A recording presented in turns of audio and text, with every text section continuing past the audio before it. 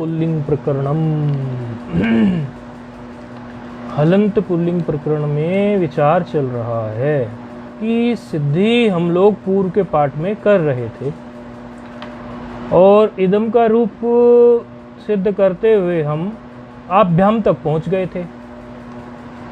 एक विशेष प्रकार का, हाँ, आभ्याम तक आ गए थे ना तृतीय द्विवचन में, तृतीय द्विवचन के आभ्याम तक आ गए थे।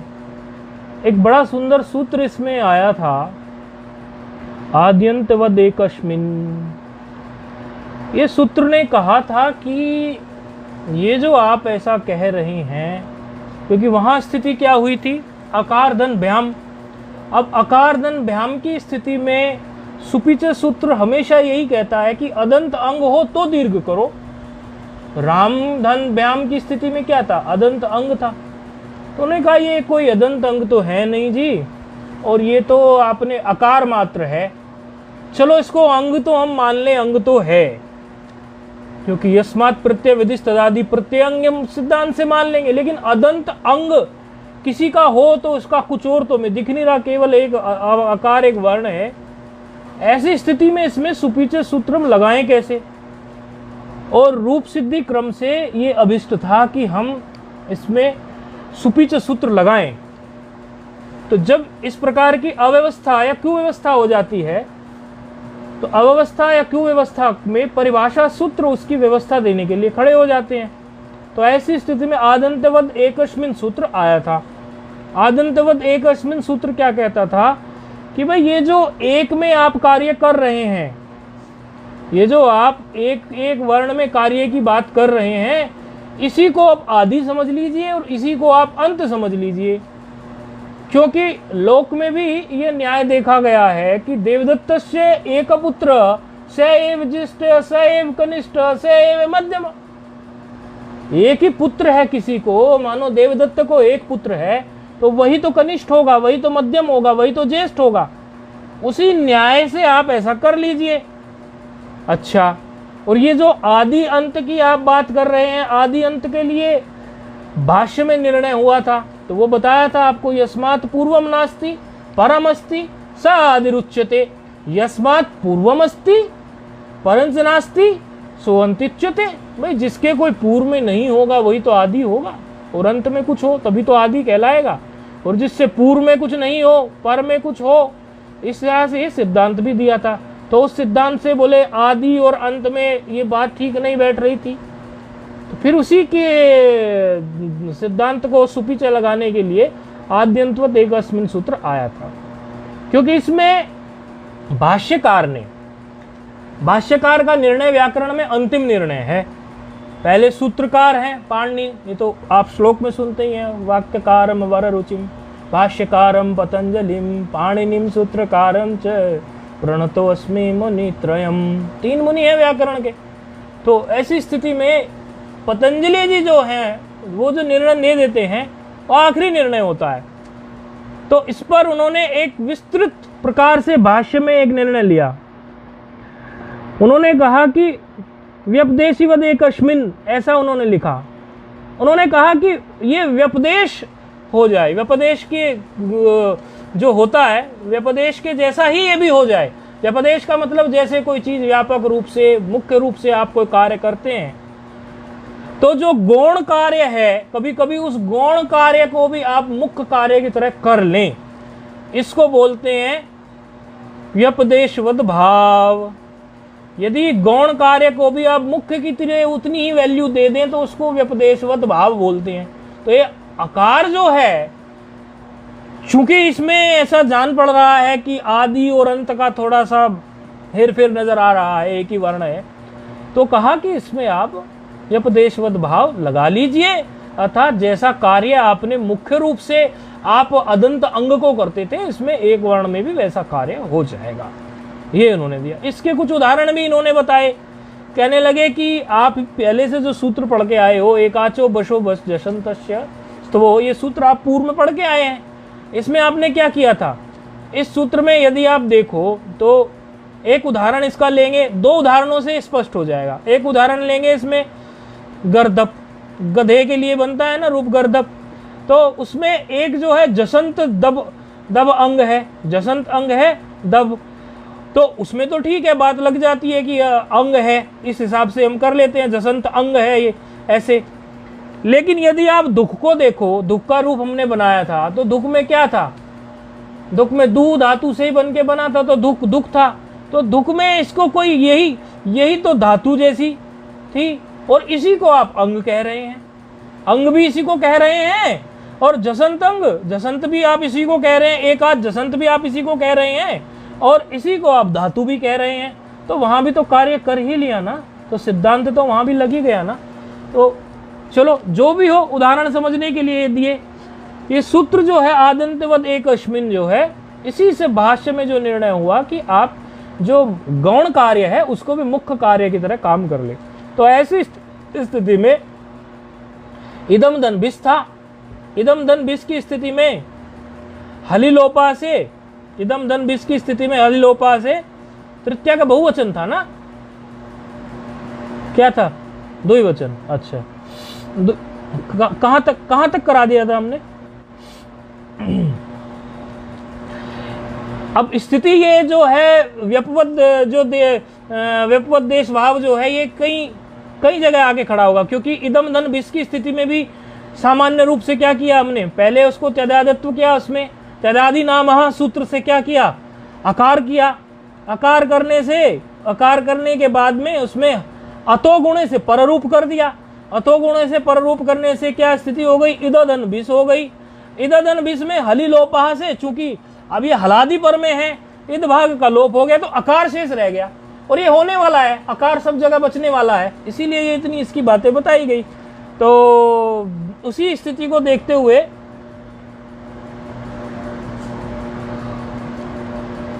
आदन भ्याम से आगे बिस आ गया ना। हाँ, तो बिस की स्थिति आ गई अब, क्योंकि भ्याम की हमने सिद्ध कर ली। तो इदम धन बिस की स्थिति में भी वही स्थिति है, जैसी स्थिति इदम धन किसमें थी? भ्याम में थी ना। तो भ्याम में क्या हुआ? हाँ, इदम धन भ्याम में आकार हो गया था ना, तो वही स्थिति यहाँ पे है, बार बार वही आ रही है। चलो, सूत्र की पुनरावृत्ति करने का ये लाभ हो गया। अब स्थिति बहुवचन में जाएंगे तृतीया के, तो स्थिति क्या है? इदम धन बिस, इदम धन बिस है। तो इदम धन बिस में भी वही, सबसे पहले जो हमें सूत्र यहाँ पर प्राप्त होता है, त्यदादि नामः। त्यदादि नामः से क्या हो गया? मकार को अकार आदेश हो गया। अकार हो जाने से इद अकार धन बिस, इद के जो दकार उत्तरोत्तर अकार है और जो मकार के स्थान पर अकार आया है, इन दोनों के बीच में अतोगुणे सूत्र लग गया। अतोगुणे सूत्र से पररूप हो गया, इद मात्र शेष बच गया। फिर हमने ये देखा था कि यहां पर मैंने पीछे से जो सूत्र पढ़ के आए थे, उस सूत्र में क्या था? अजादि विभक्ति के होते कार्य होता था, और यहां पर क्या है? हलादि विभक्ति में हलिलोपहा हो जाता है, क्योंकि हल ये तो बिस जो है हल में आ गया ना, तो यहां पर क्या हो गया? हलिलोपहा से इद भाग का लोप हो गया। अच्छा, हलादि विभक्ति जो है ये आप वो जो हमने बताया आपको वो तो है ही, लेकिन उसके साथ साथ ये क्या करेंगे? जो यहाँ पर समझो आप गे में आएंगे, तो गे में गे को आदेश करके, एकार को आदेश करके फिर उसको भी हलादि बना देंगे, क्योंकि लोप करना अभिष्ट है। यहाँ पर लोप करना अभिष्ट है, अभी आएगा आगे रूप, घबराने की बात नहीं। तो अकार धन बिस बच गया। अब केवल समझ आ रहा है ना, पहले भी आया था ना, अकार धन बिस की स्थिति हो गई। तो अकार धन बिस की स्थिति में क्या हम वही कर सकते हैं, सूत्र जो हमें पूर्व में ही प्राप्त था, अतो बिस ऐस, इससे बिस को ऐस आदेश प्राप्त हो सकता है, प्राप्त है लगा सकते हैं अतो बिस ऐस, क्योंकि प्राप्त तो है ही। लेकिन इसका निषेध करने के लिए सूत्र प्रस्तुत हो रहा है, ये नहीं कराया ना निषेध सूत्र अभी तक। अब इसका हाँ, बिस को ऐस आदेश जो होने जा रहा था अतो बिस ऐस से, उसका निषेध करने के लिए निषेध सूत्र प्रकट हो रहा है। निद मद सोर को हो,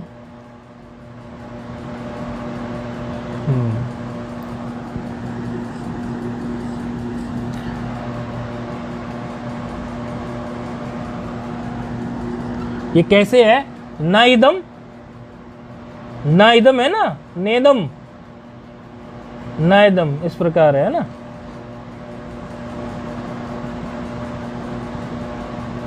नेद मदसो अकोहो, ऐसे इसका उच्चारण है।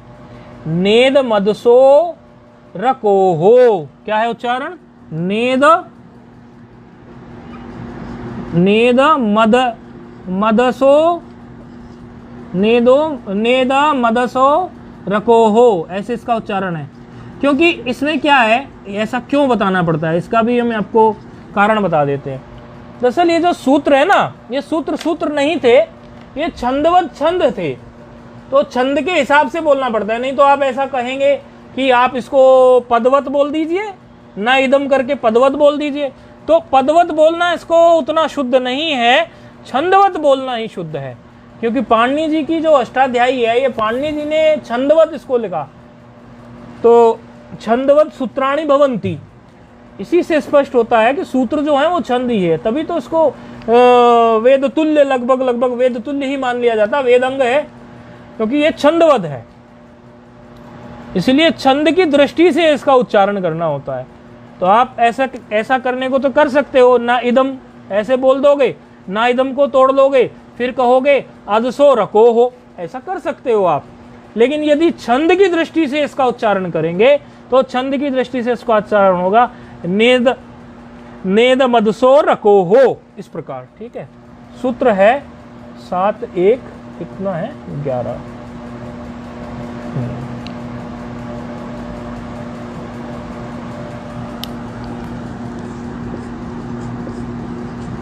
निषेध सूत्र है।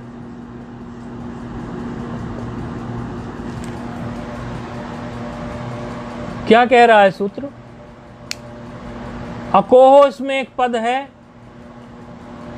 इदम दसोहो एक पद है इसमें, ना तो अव्यय है, ना अव्यय है, और एक पद है इसमें क्या, इदम दसोहो, यहां तक ना अव्यय निकल गया, फिर इदम दसोहो ये निकल गया, इदम दसो, इदम दसोहो, षष्ठी द्विवचन का एक पद निकल गया इसमें से, इदम दसोहो, और एक पद इदम दसोहो हो गया, एक पद इसमें है अकोहो, अकोहो भी है ना षष्ठी द्विवचन का। ठीक है, अब पद का ज्ञान हो गया। अच्छा, इसमें अतो भिस ऐस से अनुवृत्ति भी आ रही है। ये जो आप समझो इसमें भिस आएगा और ऐस आएगा, इसकी अतो भिस ऐस से ही अनुवृत्ति आ रही है। ठीक है, अब अर्थ इसका स्पष्ट हो जाएगा, क्योंकि अनुवृत्ति किसकी आ रही है वो देख लिया, पद को हमने छेद कर लिया, अब अर्थ करना आसान हो गया। अककारयो हो, तोड़ के बोल रहे हैं जानबूझ के ताकि समझ पाओ। अककारयो हो, इदम अदसो हो, अककारयो हो, इदम अदसो हो, बिस ऐस न, क्या कह रहे हैं? अककार। देखो ये ककार रहित इदम की बात हमने आपको बताई पहले भी, ये स्पष्ट होगी आप लोगों को, क्योंकि अव्यय सर्वनामना अकच प्राक्टेय सूत्र से अकच प्रत्यय हो जाने के कारण इदम जो है वो ककार सहित बन जाता है। लेकिन ये हमेशा इदम के रूप सिद्धि में, ये सूत्र की वृत्ति में कहते हैं कि ककार रहित इदम की हम बात कर रहे हैं। ठीक है, तो यहां भी उन्होंने वही बोल दी। क्या कह रही है वृत्ति? ककार रहित इदम, और दूसरा शब्द क्या है? अदस। दो शब्दों के लिए सूत्र, ककार रहित इदम और अदस। इन शब्दों में यदि आपको भिस को ऐस करना प्राप्त है, किसमें? ककार रहित इदम में और अदस शब्द में यदि आपको भिस में ऐस करना प्राप्त है तो न करें। निषेध का तो काम ही होता है ना, न करें, मना करता है ना वो। तो जैसे पूर्व सवर्ण दीर्घ करने आया था राम के रूप की सिद्धि में, तो पूर्व सवर्ण दीर्घ करने के लिए कौन सूत्र आया था? याद है अभी या भूल गए? नहीं, पूर्व सवर्ण दीर्घ करने कौन आया था? पूर्व सवर्ण दीर्घ देख रहे हैं ऑनलाइन वाले भी सब, आओ। पूर्व सवर्ण दीर्घ कौन सा करता? प्रथमयो हो पूर्व सवर्ण है, लेकिन उसको निषेध किसने किया था? नादिची ने। क्योंकि नादिति ने क्या कहा कि पूर्व सवर्ण दीर्घ ना हो, तो निषेध का ऐसा ही होता है, पूर्व में जो कार्य कहा गया है वो उसको काट देता है, मना कर देता है, ये निषेध सूत्र करता है। तो यहाँ भी इसने अभी जो हमें प्राप्त हो रहा था विष के स्थान पर आइस, उसको इसने काट दिया। तो स्थिति क्या है, अकार धन विष। अब यहाँ चूंकि सूत्र तो लग नहीं पा रहा हमें विष आइस का, तो क्या करेंगे, कोई बात नहीं, बहुवचने जल्येत तो प्राप्त है, तो बहुवचने जल्येत लगा दीजिए। बहुवचने जल्येत क्या करेगा, अकार को एत्व कर देगा, एकार आदेश कर देगा। एकार आदेश करने से क्या हो जाएगा, ए बिस हो जाएगा। अब ए बिस में क्या लगा देंगे, पूरे सूत्र कौन कौन से हैं, ससजुस रूहु, फिर विरामो अवसानम से अवसान संज्ञा, और खरावसानो विसर्जनीय से विसर्ग को रेफ हो गया ना, रेफ को अवसान संज्ञा होने, रेफ को विसर्ग, तो रूप क्या सिद्ध हो गया, ए भी। ठीक है, ये हो गया तृतीया बहुवचन। अच्छा, अब स्थिति क्या आ गई हमारी, चतुर्थी एक वचन में। अब चतुर्थी एक वचन में क्या आया हमें, यदि पूरी प्रक्रिया को हम देखें तो पूरी प्रक्रिया तो वही है, शुरू कहां से होगी, इदम धन गे में बचा ए। ठीक है, अब इदम से ईद बना दोगे, कैसे बना देंगे इदम से ईद,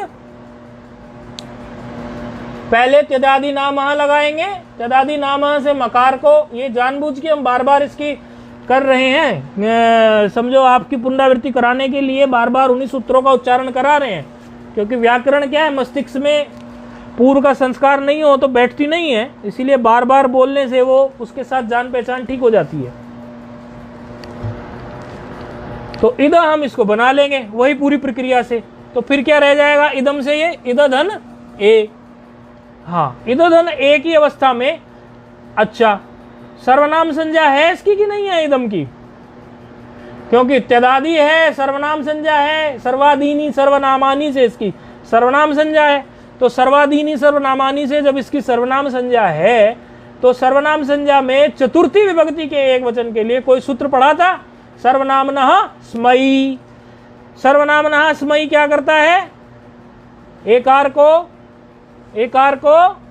हाँ, एकार को करेगा स्मयी आदेश कर देगा, क्या कर देगा, एकार को स्मयी आदेश। किससे हुआ, सर्वनामना, ये सर्वनाम संज्ञा किससे हुई, सर्वाधीनी सर्वनामानी। डिस्प्ले करने वाले इसको भी कर लेंगे, सर्वनाम संज्ञा किससे हुई, डिस्प्ले करने वालों को थोड़ा लगता होगा कि काम बहुत हो गया है, लेकिन विद्यार्थियों को लाभ मिल जाए तो आपकी तो बड़ी भारी सेवा हो गई, आपने बहुत बड़ी सेवा कर दी यदि विद्यार्थियों को लाभ मिलता है तो, इससे अनुभव उनका अच्छा हो जाता है। तो सर्वाधीनी सर्वनामानी को यहाँ डिस्प्ले कर देंगे, और सर्वनाम संज्ञा करने के बाद में सर्वनामनः स्मयी से क्या हुआ, एकार को स्मयी आदेश। तो एकार को स्मयी आदेश किससे हुआ, सर्वनामनः स्मयी से, वो भी डिस्प्ले कर देंगे। तो स्थिति हो गई इदा धन स्मयी। अब इदा धन स्मयी की स्थिति में आप देखिए, वैसे तो यदि आप विचार करोगे तो यहाँ पर दो सूत्र युगपत प्राप्त हो रहे थे, सर्वनामना स्मयी के साथ साथ में अनाप्यकः भी प्राप्त हो रहा था। अनाप्यकः क्या करता है, इद को अन आदेश करता है, वो एक ही साथ प्राप्त हो रहे थे दोनों के दोनों, लेकिन पर कार्य अन आदेश जो है वो है, हो सकता है पर कार्य की दृष्टि से आप कहोगे कि पर कार्य में अनाप्यका पर में है, अनाप्यका का जो नंबर है वो समझो हमारे सर्वनामना स्मयी से पर में है, तो विप्रतिषेधे परम कार्यम के लिए हम चल पड़ते हैं, विप्रतिषेधे पर कार्य कर देंगे। लेकिन इसमें एक बात और समझनी पड़ेगी, हाँ, सर्वनामना स्मयी जो है उससे पर में अनाप्यका है, तो उससे कर सकते थे, लेकिन उसके लिए ग्रंथकार ने एक परिभाषा दी, ग्रंथकार ने नहीं, परिभाषा का तो अलग है, परिभाषा इंदु शेखर अलग है। तो परिभाषा क्या कहती है?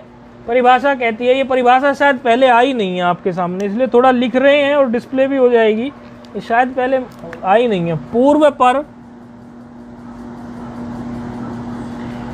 ये हमने सर्वनामना स्मयी से ही क्यों कार्य करवाया?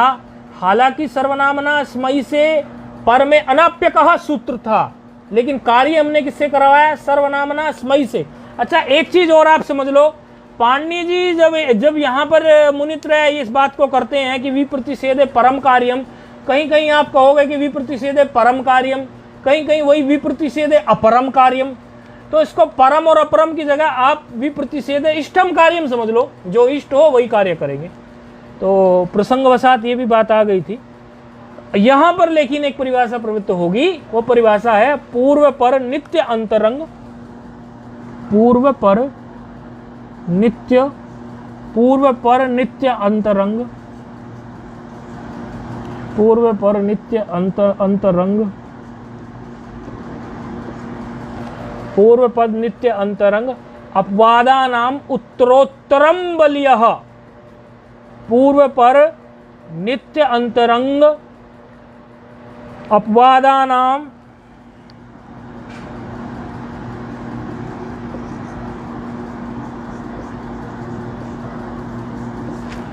अपवादानाम उत्तरोत्तर, ये डिस्प्ले करा देंगे वहां पर भी, उत्तरोत्तर, उत्तरोत्तरम। इसका जो YouTube वीडियो आप लोग जो सेवा करते हैं अपलोड करेंगे, जो भी सेवा करते हैं, इसको ये परिभाषा अवश्य कर देना, क्योंकि ये पहले आई नहीं है। बलियः वैसे हमने बोर्ड पर भी लिख दी, क्योंकि कुछ लोग तो फेसबुक से देखकर YouTube का चैनल पे पहुंचते नहीं होंगे ना, इसीलिए।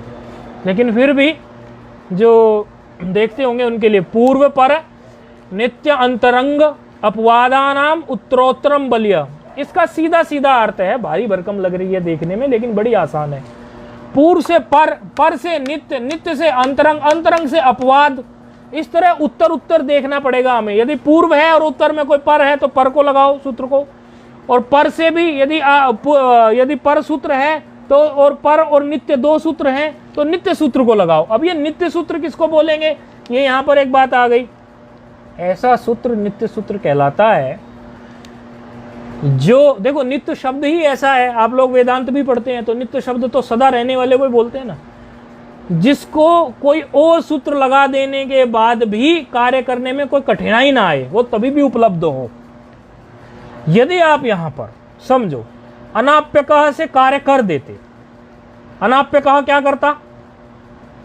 अनाप्यकः से आप क्या करते? लोप करते, क्या करते? इद, यहाँ इद को अनादेश करते, इद के स्थान पर अन करते, अन और दकार उत्तरोत्तर अकार बच जाता, अन और अकार मिलके अना हो जाता, अनाह धन स्थिति क्या हो जाती? अनाधन ए, ये तो है ही, अनाधन ए हो जाती। अब अनाधन ए में, अनाधन ए में भी सर्वनामना स्मयी लग जाता। तो जो सूत्र अपने किसी अन्य विरोधी सूत्र के हो जाने से, सूत्र के लग जाने से भी उपलब्ध रहे, लग पाए, उसी सूत्र को नित्य सूत्र कहते हैं। इसलिए नित्य सूत्र है ये, तो सर्वनामना स्मयी से ही कार्य कराया, तो इद धन स्मयी की स्थिति हो गई। अब चूंकि यहाँ फिर से हल बन गया, ये ए में तो समझो ये आजादी था, लेकिन अब ये हलादी हो गया, तो हल हो गया, तो हल की स्थिति में सूत्र कौन सा लग गया? हली लोपहा। हली लोपहा से फिर से इद भाग का लोप हो गया, इद भाग का लोप होने से अकार मात्र शेष बच गया, इद दकार उत्तरोत्तर जो अकार था, और फिर से जो है अकार शेष बच जाने से क्या होगा? व्यपदेशवत भाव हो जाएगा कि नहीं? व्यपदेशवत भाव वही जो पूरा का पूरा समझाया है। तो रूप क्या बन गया हमारा? अस्मयी। आभ्याम आप सिद्ध कर चुके हैं, तो आभ्याम को अब जो है सिद्ध करने की जरूरत नहीं है, तो सीधे आ जाओ गसी में, सीधे पंचमी में कूद जाइए। गसी का क्या बच गया? इदम से तो इद कर लोगे, अब इतनी तो अब आप प्रक्रिया समझ ही गए। रूप बना के जो भेजेंगे वो प्रक्रिया लिखें, हम बोर्ड पे नहीं लिख रहे हैं, आपको समझा दिया है। यदि फिर भी समझ नहीं आया फिर से पूछना, लेकिन प्रक्रिया लिखना। इदम से इदा कैसे बना, हम तो इसको स्किप कर देते हैं क्योंकि 4-5 बार उच्चारण कर दिया। तो इदम से कैसे कैसे हो जाएगा, गसी में क्या बचा, गसी का अस, और इधर क्या रह गया, इद। तो इद धन अस की स्थिति में फिर से इसको जो है देखो तो आपको क्या है, अन आदेश है, अन आदेश प्राप्त है कि नहीं अनाप्य कहा से। लेकिन वहां भी एक और सूत्र जो है, हाँ लेकिन हाँ ये सुना करें, पहले सुनना चाहिए, क्या बोल रहे हैं उसको सुनना चाहिए, आगे नहीं बोलना चाहिए, पहले जब पूछे तब बोलना चाहिए।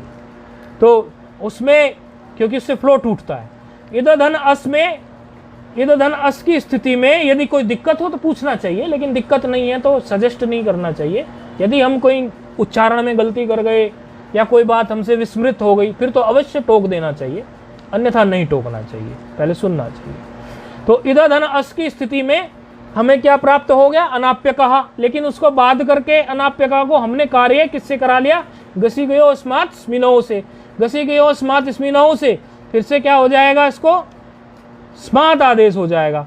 तो स्मात आदेश कर दो, स्मात आदेश करने से क्या हो गया, अस्मात, रूप क्या बन गया, अस्मात। समझ में तो आ गया ना, अस्मात रूप बन गया, ठीक। फिर अगला रूप गस का, इदम धन अस, उसी स्थिति में इद धन अस, इद धन अस की स्थिति में यहां पर भी उसी तरह हमने कार्य करा लिया, नित्य सूत्रों से कार्य करा रहे हैं, ध्यान रखो सिद्धांत वही लगा रहे हैं, पूर्व पर नित्य अंतरंग अपवादानाम उत्तरोत्तरम बलियः, उसी सिद्धांत से चल रहे हैं, उसी परिभाषा से नित्य सूत्र जो हैं उनको लगा रहे हैं। गसी की स्मात स्मिनौ भी नित्य सूत्र का, नित्य सूत्र की तरह से कार्य कर रहा था, इसीलिए कार्य उसी से करा लिया। अब यहाँ इद धन अस की स्थिति जो है षष्ठी की, उसमें भी नित्य सूत्र की तरह, नित्य का आपको बता ही दिया हमने, जो सूत्र जो है सदैव प्रस्तुत रहता हो अन्य कार्य होने के बाद भी, विरोधी सूत्र के द्वारा कार्य होने के बाद भी। ऐसी स्थिति में इद धन अस की स्थिति में क्या कर लेंगे, टागसी गसाम इनाथ शाह, टागसी गसाम इनाथ शाह क्या कर देगा, इसको शय आदेश कर देगा। शय आदेश करने पर फिर से इद से पर में शय हो गया, इद से पर में जब शय हो गया तो शय की स्थिति में फिर से हम अलिलोपहा से लोप कर सकते हैं, और लोप करने से क्या हो गया, इद का आकार मात्र शेष रह गया, तो क्या बन गया रूप अश्य। समझ आ गया ना, ये भी रूप क्या बन गया षष्ठी का, षष्ठी एक वचन अश्य, पंचमी एक वचन क्या बना था, अस्मात्। इस तरह से इदम धन, फिर स्थिति क्या आ गई, ओस। इदम धन ओस की स्थिति में उसी तरह से अनाप्य का लगाएंगे, अनादेश को बात करेगा, ओसी च एत्व कर देगा। ओसी च एत्व किसको करेगा, ये बताओ, ये पूछ रहे हम। इदम धन ओस की स्थिति में इद धन ओस हो गया, अनाप्य कैसे, अनादेश का बाद हो गया, ओसी च एत्व कर दिया, ओसी च एत्व करके क्या करेगा,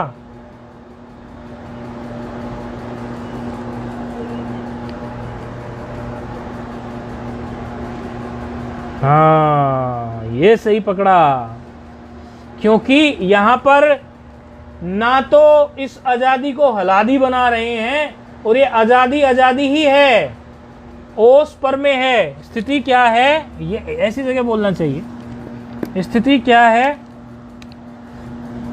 इद धन ओस, इद धन ओस का क्या करना है, इद धन ओस में सूत्र कौन सा लगा दिया, अनाप्यकः। अनाप्यकः ने क्या किया, इद को अनादेश कर दिया, अन आदेश करने से क्या हो गया, अन हो गया, क्योंकि आकार मिल गया ना, दकार उत्तराकार तो बच गया था, इद का ही लोप हुआ। इसमें कंफ्यूजन नहीं रखना। तो अन धन ओस हो गया, अन धन ओस की स्थिति में फिर क्या हो गया, ओसीच, ओसीच क्या करेगा, एकार, एकार कहां होगा, तो क्या हो गया, अनेधन ओस। अनेधन ओस की स्थिति में कौन सूत्र प्रस्तुत हो गया, अनेधन ओस की स्थिति में एचो या वह क्या करेगा, एकार को आय आदेश, एकार को क्या कर देगा, आय आदेश, और आय आदेश करने के बाद में मिला दोगे, क्या हो जाएगा, अन्यो हो, क्योंकि अन्योस होगा फिर से अन्यो हो गया, तो रूप ये भी सिद्ध हो गया। तो इदम धन आम की स्थिति, इदम धन आम की स्थिति में फिर वही से इद धन आम हो गया। इद धन आम की स्थिति में सूत्र प्राप्त है, यहाँ पर इद धन आम की स्थिति में कौन सा सूत्र प्राप्त है, पहले आप जो है इसमें क्या कर लीजिए, परत्व इत्यादि करके इसको इद बना लो। फिर नित्य सूत्र क्या है, आमी सर्वनामनः सुट, क्या हो जाएगा, सुट का आगम। देखो ये बन गया, ये बना दिया, क्या बना दिया, ये हलादी। आम से सुट का आगम कर दिया ना, आम को सुट का आगम हो गया तो साम हो गया, साम होने से ये इसमें हली लोपहा लग जाएगा, हली लोपहा से क्या हो जाएगा, इद भाव का लोप, तो क्या रह जाएगा, अकार, अकार धन साम, अकार धन साम की स्थिति में क्या लगाओगे, बहुवचने जल्लेत, अकार को क्या बना देगा बहुवचने जल्लेत, एकार। समझ आ रहा होगा सबको, अकार को क्या बना देगा, एकार, तो क्या हो जाएगा, एसाम। एसाम होने के बाद में स्थिति क्या हो जाएगी, एसाम। एसाम के बाद में क्या लगा दोगे, आदेश प्रत्ययो हो, तो क्या हो जाएगा, एशाम। इस प्रकार ये रूप जो है सभी सिद्ध। हाँ, गी का रह गया, इदम धन गी की स्थिति, इद धन ई हो गया, इसमें किसी की स्मार्ट स्मिन हो लगा दो, सर्वनाम संज्ञा है क्योंकि, तो अस्मिन आदेश हो गया। अस्मिन आदेश हो जाने से फिर से इद भाव का लोप करना पड़ेगा, क्योंकि फिर से वो सकार आ गया, स्मिन का सकार है तो हल है, तो हली लोपा से लोप कर दो, अकार रह गया, तो अकार धन क्या हो गया, अकार धन स्मिन, तो अकार धन स्मिन की स्थिति में मिला दो, क्या हो गया, अस्मिन। और इदम धन फिर क्या बच गया, अन्यो सिद्ध हो गया, इदम धन सुप, सुप की स्थिति तो पहले ही हमारी लोप करने वाली है, तो अकार धन सुप, सुप का बचा सु, अकार धन सुप, ऐसा आ गया। समझ आ रहा है ना, तो ये अकार धन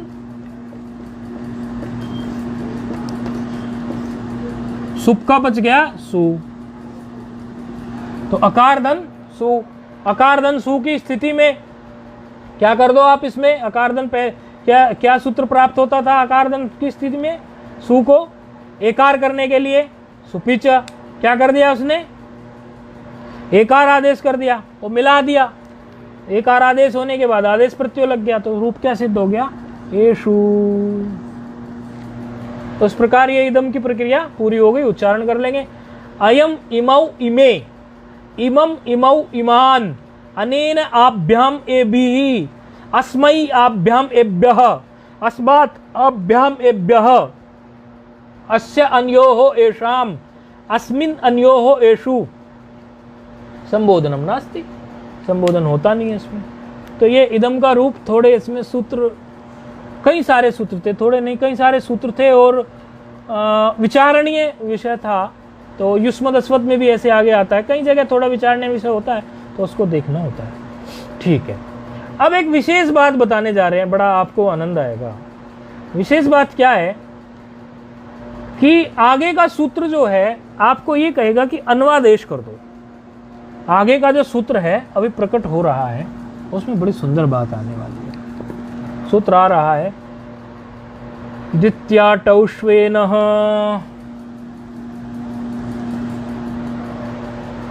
द्वितीया टौष स्वेनः,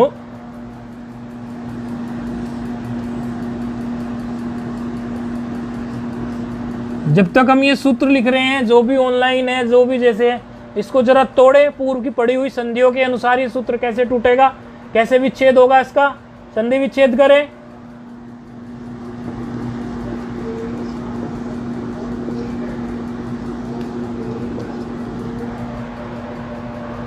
दो 4 34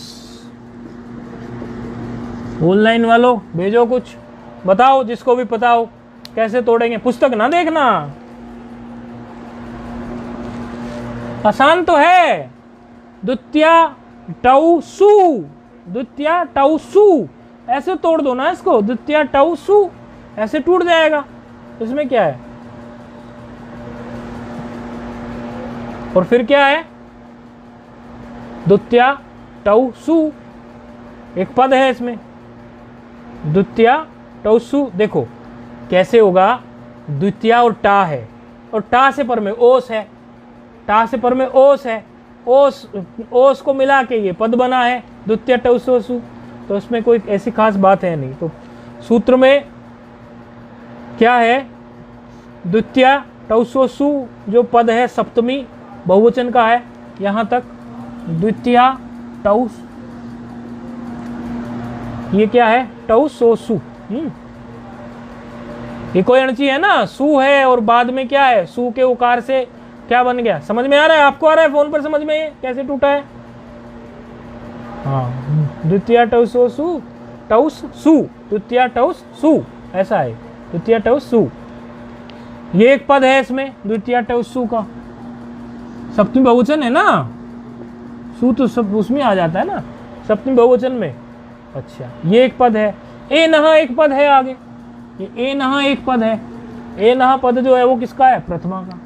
दो पद हो गए ना, द्वितीय टौस सु, द्वितीय टौस सु और ए नहा, इस प्रकार के दो पद हो गए इसमें। क्या कह रहा है सूत्र? बड़ी सुंदर बात कह रहा है, कह रहा है इदम, और क्या कह रहा है? अतद, दो को ले रहा है, इदम, इदम और एतद, अदत नहीं एतम, इदम और एतद, इदम एतद क्या हो, उनको अनुवादेश हो जाए, इदम शब्द को और अतद शब्द को अनुवादेश हो जाए। कब हो जाए? किस किस में? एक तो द्वितीय विभक्ति में, एक टा में, एक ओस विभक्ति में। ओस में दो विभक्तियां पड़ेंगी, पंचमी षष्ठी द्विवचन और सप्तमी द्विवचन। तो दो तो ये हो गई ओस की, द्वितीय हो गई और टा हो गई। इन विभक्तियों के परे रहने पर इदम और एतद शब्द को अनुवादेश हो जाए। नया कॉन्सेप्ट क्या आया? अनुवादेश। बताने जैसा नया शब्द क्या आया? सूत्र क्या कह रहा है कि द्वितीय, टा और ओस विभक्तियों के परे होने पर अनुवादेश हो जाए। हालांकि इदम का रूप हम बना के आ गए, लेकिन विशेष परिस्थिति में ये बात आई है कि ऐसा कभी पहले नहीं आया। इन शब्दों को अनुवादेश हो जाए। फिर क्या कह रहे हैं? किंचित कार्यम विधातुम उपातस्य कार्यांतर विधातुम। कह रहे हैं कि जो कुछ किसी कार्य का बोधन कराने के लिए जो ग्रहण आप करते हैं, खुद परिभाषा कर रहे हैं। पहले हम सरल भाषा में उसको बता देते हैं आपको, फिर आपको ये जो इन्होंने जो खुद से बताया है अनुवादेश के लिए किंचित कार्य विधातुम उपातस्य को, ये आपको समझ आ जाएगा अनुवादेश का मतलब। जैसे कोई व्यक्ति ये कहे कि भाई हमारे बालक ने व्याकरण पढ़ लिया है, अथवा इस बालक ने व्याकरण पढ़ लिया है, अब इसे छंद पढ़ा दिया जाए। छंद माना वेद, वेद को ही छंद कहते हैं ना। कहते हैं या ऐसा कही चीज छंद शास्त्र नहीं, छंद तो वेद के लिए भी बोलते हैं, लेकिन ये छंद शास्त्र की बात हो रही है, वेद के लिए नहीं हो रही है। वो कहते हैं कि भाई इस बालक ने व्याकरण पढ़ लिया है, इसको छंद शास्त्र पढ़ा दीजिए। संस्कृत में किस प्रकार का वाक्य बनेगा? अनेन व्याकरणम अधीतम एनम छंदो अध्यापाय एवं छंदो अध्याप्यो। अध्याप्यो क्या कहते हैं कि इस विद्यार्थी के द्वारा व्याकरण तो पढ़ लिया गया। अनेन कौन सी विभक्ति? तृतीया, अभी बनाया ना रूप अनेन। अनेन व्याकरणम अधीतम एनम छंदो अध्याप्य। अब इसमें देखो, जिस बालक को व्याकरण पढ़ाया गया है उसी बालक को तो छंद पढ़ाने की बात कर रहे हैं, किसी और को तो नहीं कह रहे ना। जिस बालक को व्याकरण पढ़ाया गया उसी बालक को छंद पढ़ाने की बात हो रही है। इसी प्रकार दूसरा उदाहरण दो, अन्योहो पवित्रम कुलम। अन्योहो क्या है? कौन सा रूप बना था अन्योहो? षष्ठी और सप्तमी द्विवचन, षष्ठी द्विवचन और सप्तमी द्विवचन। अन्योहो पवित्रम कुलम कहते हैं कि इन दोनों का कोई होंगे, दो इन दोनों का कोई बालक होंगे, इन दोनों का कुल जो है बड़ा पवित्र है। और फिर आगे क्या कह रहे हैं? एनयोहो प्रभुतम स्वयं। कहते हैं इनके पास माल पानी धन भी बहुत है, इन दोनों का कुल बहुत अच्छा है और इनका धन भी अच्छा है। तो जिनकी बात पहले की, अब अंतर देख रहे हो आप? एक ही तरह के वाक्य के लिए दो अलग अलग शब्दों का उपयोग किया जा रहा है। अनेन व्याकरणम अधीतम एनम छंदो अध्याप्य।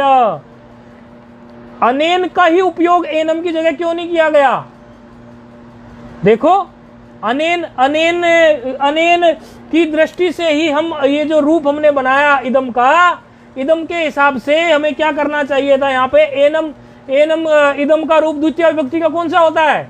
इदम का द्वितीय का, इदम की द्वितीय, द्वितीय पूछ रहे हैं हम तो, इदम की द्वितीय। तो प्रयोग यहां कर सकते थे इमम, लेकिन नहीं किया, एनम किया। जिसके द्वारा व्याकरण पढ़ा गया उसको, इसको अर्थ है ना, इसके द्वारा व्याकरण पढ़ा गया, इसको अब क्या कर दो, छंद पढ़ा दो। तो आप यदि देखोगे तो इसके द्वारा व्याकरण पढ़ा गया तो इसके लिए इदम शब्द का उपयोग हुआ। इदम की कौन सी तृतीया लगा दी अनेन, और यहां पे जब इसको बोलना है तो द्वितीय लगा दो इदम शब्द की ही। एनम क्यों लिख रहे हो आप? ये एनम नई चीज कहां से ले आए आप इदम शब्द की ही द्वितीय का प्रयोग करके इमम लगा दीजिए। इसी प्रकार अन्योहो पवित्रम कुलम, आपने जो है षष्ठी द्विवचन का उपयोग कर दिया कि इन दोनों का कुल जो है पवित्र है। तो इदम शब्द की जब षष्ठी के द्विवचन का उपयोग आपने किया तो अगले पद में भी तो आप उन दोनों के लिए वही अर्थ निकालना चाह रहे हो, इनका इन दोनों का कुल के लिए निकाल रहे हो, और इनका ही धन भी पवित्र है। तो यहां भी आप अन्यों का उपयोग क्यों नहीं कर देते, एनियों का उपयोग क्यों कर दिया? अगला उदाहरण ले लो, इमम बालकम शिक्षाम पीठतः, इमम बालकम शिक्षाम पीठः, क्या इमम बालकम शिक्षाम पीपटः, शिक्षा तो इसकी हो गई पूरी इस बालक की। इमम बालकम शिक्षाम पिपीटः, इसकी शिक्षा पूरी हो गई। तो क्या करो, अथो, अनंतर के लिए अथ शब्द आता है तो बताते हैं कितनी बार, अथो एनम वेदम अध्यापय, इसको वेद पढ़ा दो। अब जिस बालक की अभी शिक्षा पूरी हो गई, शिक्षा पढ़ ली इसने, शिक्षा ग्रंथ जो हैं इसके पूरे हो गए, शिक्षा मतलब जो शिक्षा ग्रंथ हैं वो पढ़ा दिए। वेद से पढ़ने, वेद के पहले शिक्षा ग्रंथ पढ़ने पड़ते हैं, तभी वेद को ठीक प्रकार से हम वेद को पढ़ सकते हैं। तो इस बालक को आप वेद पढ़ा दीजिए। तो इसमें भी देखिए इमम यूज किया है, इसमें इमम का प्रयोग किया और आगे एनम का प्रयोग कर लिया, इमम का ही प्रयोग क्यों नहीं किया? इस प्रकार के अनेकों उदाहरण आपको मिल जाएंगे। तो ये जो हम एक ही प्रकार के विषय में दोबारा उसी विषय के दोबारा उन्हीं के लिए हम उच्चारण करते हैं, उसी कार्य के लिए। पहली बार तो कोई कार्य अज्ञात होता है, लेकिन दूसरी बार जब उस कार्य का ग्रहण का उसी के लिए ग्रहण किया जाता है तो अब तो वो अज्ञात नहीं बचा। पहली बार जो हमने ग्रहण किया कि इन बालकों को, इनको, और दूसरी बार जो ग्रहण कर रहे हैं अब तो वो परिचित हो गया कि नहीं हो गया? पुनर्ग्रहण है कि नहीं है? पुनर्ग्रहण कर रहे हैं ना, अनेन जिसके लिए बोला उसी के लिए एनम बोल रहे हैं कि नहीं बोल रहे हैं? तो ऐसी जब स्थिति खड़ी हो जाए, ऐसी स्थितियों में आपको इदम शब्द को क्या कर देना चाहिए? विशेष एक आदेश कर देना चाहिए इदम शब्द को। वही ये सूत्र करा रहा है, अन्वादेश उसको कहते हैं। जब कोई बात पहले कह दी गई और उसी विषय के लेकर उन्हीं को ही, जिनके लिए हम उपयोग कर रहे हैं, उन्हीं व्यक्तियों को, उन्हीं को हम दूसरी बात भी उन्हीं को बोल रहे हैं, उन्हीं के विषय में वो कह रहे हैं। तो ऐसी स्थिति में जब पुनर्ग्रहण की स्थिति हो जाती है तो पुनर्ग्रहण की स्थिति में जो आदेश होता है, क्या आदेश होगा? इदम और एतद शब्द को एन आदेश होगा, इदम और एतद शब्द को एन आदेश होगा। तो ऐसे आदेश को जो पुनर्ग्रहण की स्थिति में पुनर्ग्रहण हो रहा है ना, ऐसे आदेश को हम क्या कहते हैं? अन्वादेश कहते हैं। तो अन्वादेश मुझे लगता है इतने उदाहरणों के बाद अच्छे से क्लियर हो गया होगा, और यदि समझ में नहीं भी आया होगा तो एक बार फिर से विचार कर लेना, फिर पूछ लेना। तो अन्वादेश के लिए इन्होंने क्या कहा कि अन्वादेश में एक तो आपको द्वितीय में करना है अन्वादेश, ठीक है? द्वितीय में कौन कौन से? अम है, औट है, शस है। आपको टा में करना है और आपको ओस में करना है। ओस दो जगह पे बैठा है, षष्ठी और सप्तमी में, ये आपको करना है। रूप बनाने में कोई कठिनाई नहीं है, इदम शब्द है, ले लीजिए, और केवल इसका प्रयोग वही होना है जहां पुनर्ग्रहण हो। अर्थात जब भी आपको कोई ऐसा वाक्य मिले पुनर्ग्रहण का, देखना वहीं इसका उपयोग मिलेगा। पूर्व में इदम का उपयोग किया, लेकिन पर में इदम को और एतद शब्द को एन आदेश करके एक नया सा रूप नजर आएगा, एक नया सा रूप। जैसे सबसे पहले इन्होंने क्या कहा? द्वितीय में। तो द्वितीय में क्या है? इदम धन, द्वितीय विभक्ति का क्या प्रत्यय है? अम, इदम धम अम। अच्छा, इदम धन अम की स्थिति में इदम शब्द को क्या करा दिया इन्होंने? एन आदेश, सीधे एन बैठा दो उसकी जगह पे। अनेकल है, सीधे कर दो आदेश एन। तो एन धन अम हो गया। एन धन अम की स्थिति में क्या करना? लगा दीजिए सामान्य सूत्र जो आप पढ़ के आए अमी पूर्व, तो क्या हो गया? एनम। तो कोई खास मेहनत इसमें होनी नहीं है, बस इस बात को समझने में थोड़ा विस्तार लगा है, बाकी तो कुछ नहीं है।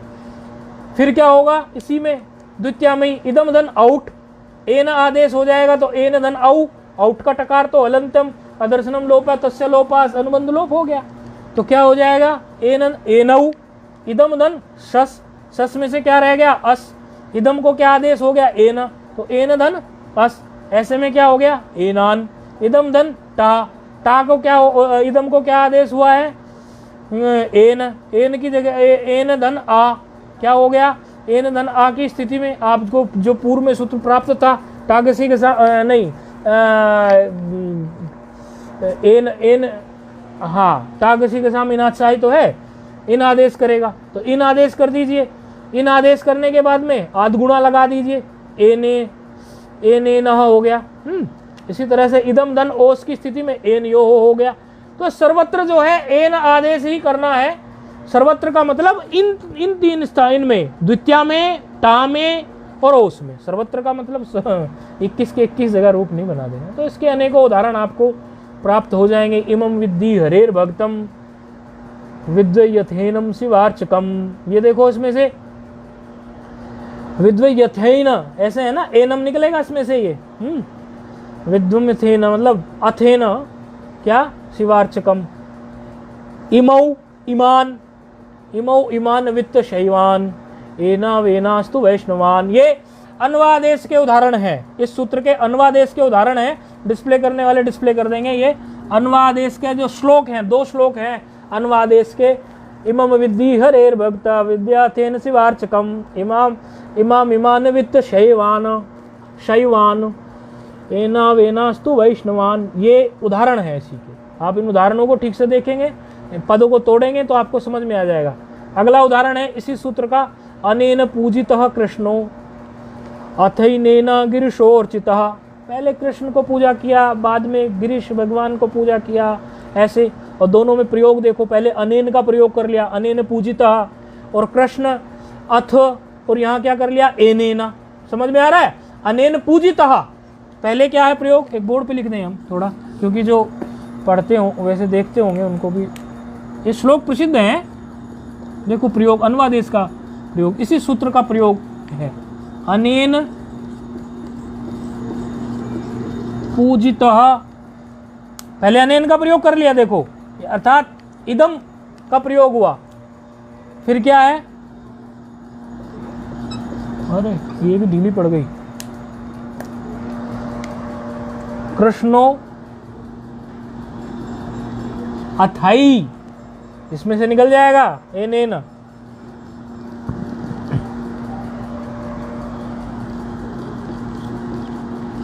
एक पंक्ति लिख रहे हैं, बाकी डिस्प्ले करने वाले कर लेंगे।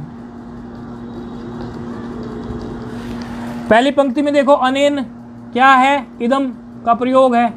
इदम की क्या है, तृतीया एक वचन है। और दूसरे में, क्योंकि उसी व्यक्ति के लिए बात हो रही है कि इसके द्वारा क्या है, पूजे गए हैं, कौन, कृष्ण। इसके द्वारा कृष्ण की पूजा की गई है और इसी के द्वारा अब गिरीश की पूजा हो रही। तो दूसरे में क्या हुआ, तो दूसरे में क्या ले लिया इन्होंने, एनेन ले लिया। समझ आ गया ना, दूसरे में एनेन ले लिया।